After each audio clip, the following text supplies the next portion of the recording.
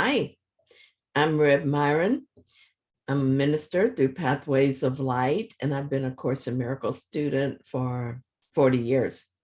This year I'm going through the lessons and I'm gaining clarity from Jesus, and then I write what comes to me, and that's what I'm sharing with you today. So let's get started. The lesson that we're looking at today is lesson 89. And it says, these are our review ideas for today. Paragraph 1, I am entitled to miracles. I'm entitled to miracles because I'm under no laws but God's. His laws release me from all grievances and replace them with miracles. And I would accept the miracle in place of grievances, which are but illusions that hide the miracles beyond. Now I would accept only what the laws of God entitle me to have, that I may use it on behalf of the function he has given me. Paragraph 2, you might use these suggestions for specific applications of this idea. Behind this is a miracle to which I am entitled. Let me not hold a grievance against you, put someone's name, but offer you the miracle that belongs to you instead. Seeing truly, this offers me a miracle. Yesterday's lesson seemed to be focused more on what is ultimately true. The light has come, but in the world we seem to inhabit, this does not appear to be true. Today's lesson is more focused on achieving this awareness. I am indeed entitled to miracles. However, I will not be aware of the miracle if my attention is on grievances. I can become aware of the miracle if I choose it instead of the grievance. Choosing the miracle will bring me closer to living under God's laws. Yesterday, I needed a miracle because I was lost in the story of my son's problems. I achieved the miracle by looking at my thoughts and beliefs with the Holy Spirit and releasing them to him. The miracle was a change of mind that left me in peace.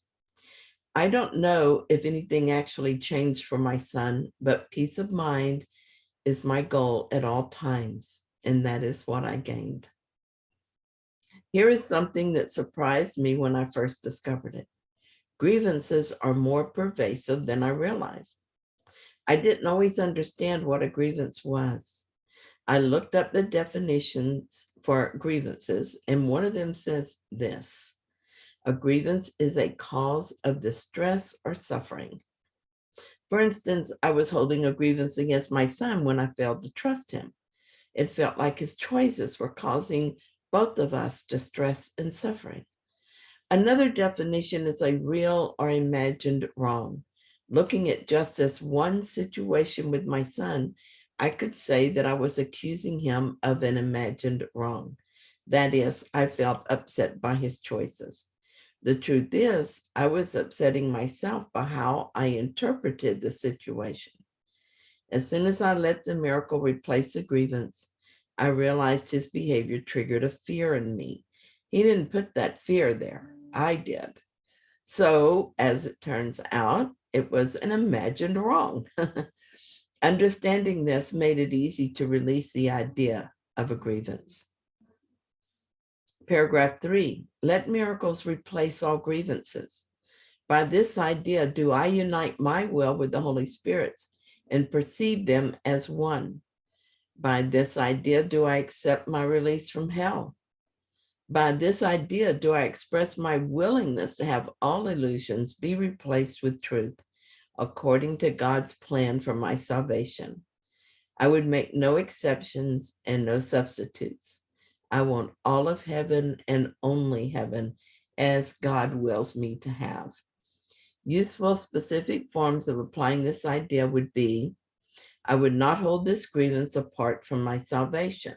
Let our grievances be replaced by miracles, and put a name there. Beyond this is a miracle by which all grievances are replaced. In this lesson, I find the key to salvation. As I forgive all grievances, I am saved. But it must be that I forgive them all without exception. Otherwise, I remain in hell, a hell of my own making.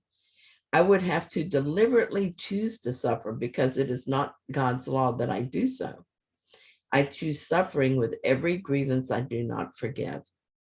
The only way to be free is to be at perfect peace. And peace is not perfect if it's disturbed or could possibly be disturbed.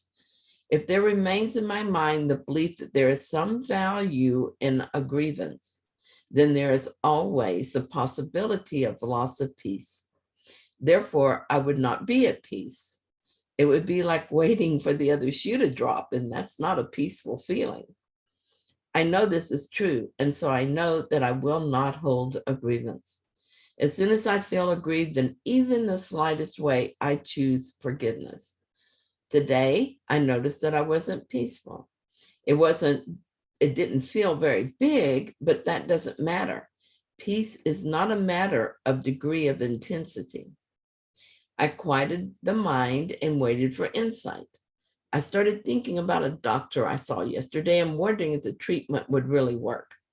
Then with the next thought came some clarity. I see. The doctor doesn't accept Medicare, and so it's expensive for me. The upset was really about the cost. I forgive the idea and I let it go. This leaves me free to trust the doctor and to extend love to him. Peace returned instantly. The more often I release grievances, the less often I have them. One day, I'm certain there will not even be the possibility of a grievance showing up. As Jesus says, beyond this, the miracle by which all my grievances are replaced. Thank you for sharing this lesson with me. Thanks for watching my video. And if you found it helpful, then please like it. And if you haven't yet, subscribe. And I will be back tomorrow with another lesson.